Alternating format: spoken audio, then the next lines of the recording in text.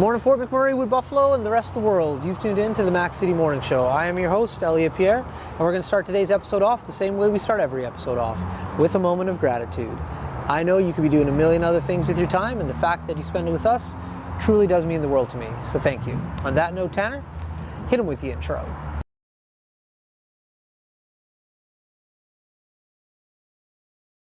And we are back. Big shout out to Colin Hardigan and his crew for sponsoring these awesome episodes. As everybody at home knows, I don't introduce my guests because they can do a better job of that than myself. So sir, can you please tell everybody at home who you are and what you're about? Good morning, Stephen Menard. Work for Coldwell Banker. I can go on all day about what I'm about. There you go. I love it. Just rounded up, master of all. There you go. Well, we're outside filming by something cool, and it is getting warm, so I got to take off some of the flannel here. It is indeed, yeah. So what are we standing by here, my man? This is my 2011 convertible GT Mustang, California Special. Yeah. It's my pride and joy. Yeah. I've had this one, I bought it brand new. Yeah.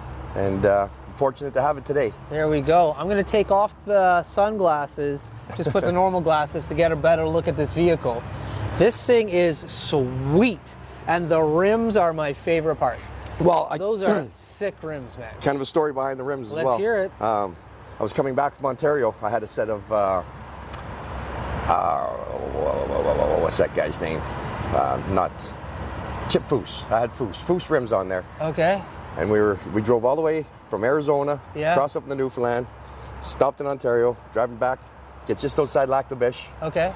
And nice straight stretch, beautiful day, got the top down, the wife and I. It's been a great, we're almost home. Yeah. So I said to the wife, I'm just gonna open it up a little bit, straight stretch, nobody around, so I give her a little shot of gas and slow back down again. No sooner did I slow down, but that back tire just blew up. No. The rim disintegrated. Ooh. Rubber everywhere. So of course I had to call a tow truck. Tow truck comes, brings me back to town. I get to the tire shop and just turns out that car's sitting up on the trailer. Yeah. And a young fella that worked there, he had just had a turn of luck and got impaired. Yeah. And his car's sitting there, and he says, well, maybe you want to buy my rims and tires off my car for yours. So I made him a smoking deal. That's how I got these on here. Yeah, so it worked out really well. Wild. So again, even when I clean the tires and the rims, I get a little memory of how I got those. But yeah, this car's been around. It's got almost 140,000 kilometers on it. It's been to Arizona a couple of times, been across Canada a few times. Really? The day of the fire, actually, that morning, I went down and got a sticker for the plate, pulled it out of the garage. So it was the last car in the driveway. Oh, so when I evacuated, I jumped in here. No doubt. And I lost everything in the fire. I had a 2007, exact same as this. Okay. And lost that one in the fire. Yeah. But so that's why I still got this. If it wasn't in the trunk of this car in the back seat, that was it. I lost everything. Wow. So again, some of the things that were in this car still have. For example, there's a crystal on my dash.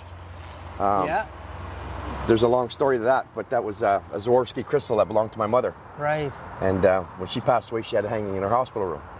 And I bugged my dad for years to give me that crystal. I brought him a Swarovski crystal. Every time I went back to Ontario to visit my dad to Kirkland, so here, Dad, take this, I'll trade you. Wouldn't trade.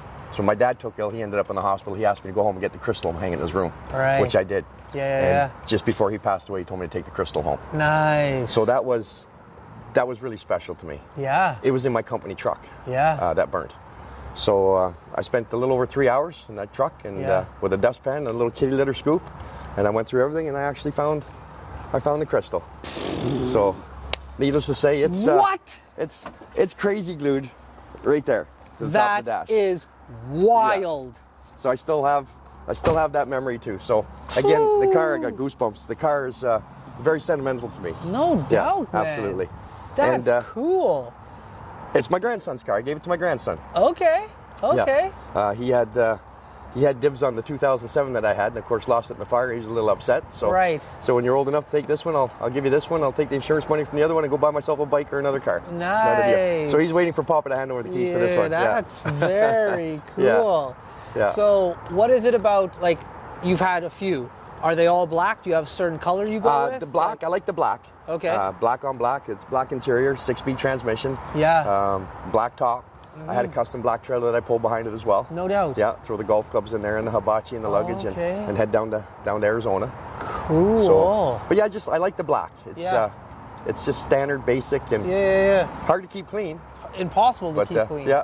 So when you take this down to Arizona, like, are these windows, like, is tint is different depending on where you go? These were actually like, tinted in Arizona. Oh, okay. Yeah, and so that's a legal tint for them, but of course it's illegal here. Right. So I've been told a few times. I've been stopped and told a few times to take the tint off. Yeah. How do you like what?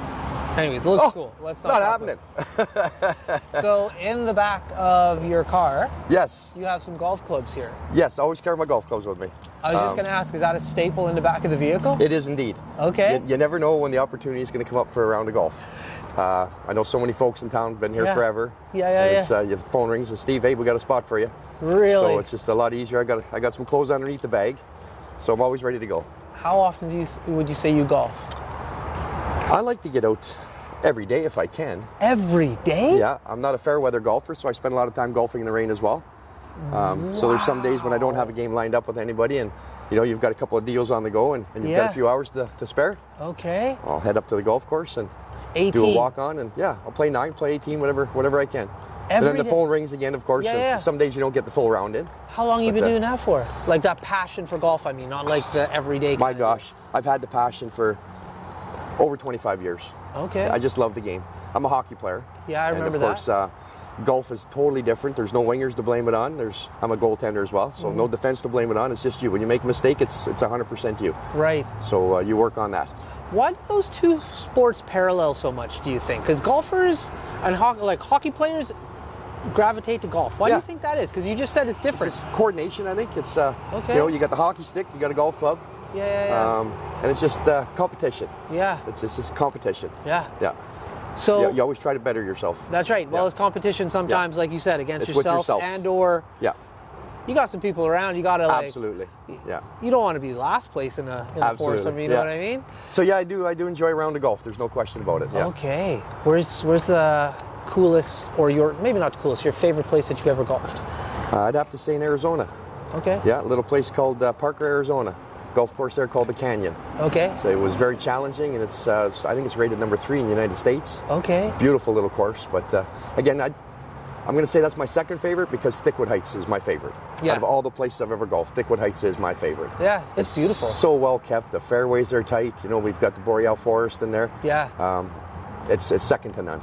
To me, what's wild is like when we had the flood and all of the ice that went up, and like you saw those huge, and we all saw it. And you're just like, how are they going to get their greens back to what they were? Yeah. Like, because great crew. Unbelievable. Yeah. Mac Island, same thing. Same They've got a thing. fantastic crew down there. Yeah. Yeah. These guys know what they're doing. Yeah, they really do. Like, I don't love golfing. I like going to walk around and check it out. Yeah. The pace of the game, not my thing. So, and I used to have to golf, like, for work. Like, enjoyed having you at the tournament. Yeah, thank you. But that's how I like to golf, where I just come, chat with people, get in the cart, drive around. Yeah. It's a beautiful vibe, golf. That's the thing. That's what drives me. That's you're on the course. It's 4.5 miles. Yeah. To walk 18 holes. So you've got a lot of time to think. You've got a lot of time to sort your thoughts. Yeah. Work as well. You plan. You take care of business. Yeah. So it's a great place to do business as well. You just said something that I've never even thought about before. Golf courses. You just said they're 4.5 miles. You said. Yeah. So like on 4.5 miles. Is that every golf course has to be that, or is close to it? Yeah. Really? Yeah, you've got about 7,000 yards, give or take. So there are some rules, like with the setup of a course, like potentially 72, for par 72. Yeah. Yeah. That's usually what they run. Okay. And then you've got your set par 5s on the front and par 5 on the back. Right. So they try and keep it pretty standard. Okay. So you're walking. Yeah. Yeah. Now with all the golfing you're watching or doing, do you watch golf at all? I do indeed. Okay. Yeah. Explain that one to me.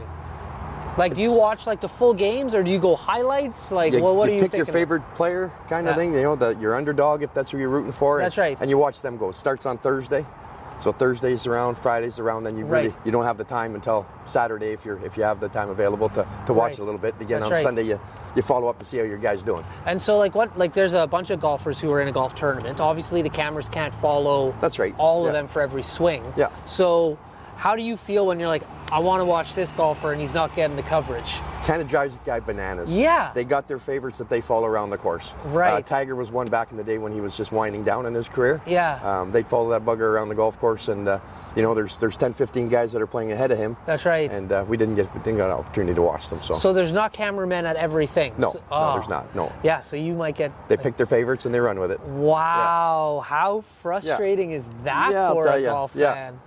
That's wild. But I enjoy it. Okay, well listen, Tanner just flashed me the sign that we're all done. We're all finished. Nice and easy. Thanks again. But before, no worries, bro. But before I cut you loose, everybody gets a shameless shout out or plug. So you got the mic, the camera, the lights. Have fun. All right. Hey, if you're thinking about looking for a home, if you've got any questions regarding a home, feel free to give me a call anytime. You can reach me at Steve Menard, ColdwellBanker.ca, or come down to the office, or you can give me a call anytime. Look forward to hearing from you. Look forward to helping you out. There we go. For McMurray, Wood Buffalo, the rest of the world. That's been another episode of the Mac City Morning Show. From the bottom of my heart, thank you for tuning in. Big shout out to Colin Hardigan and Coldwell Banker for sponsoring these really cool episodes. Hope everybody at home is having a great day, and we'll see you tomorrow. Peace. What a deadly old way to end another morning show. Later, boss. It's so ballistic!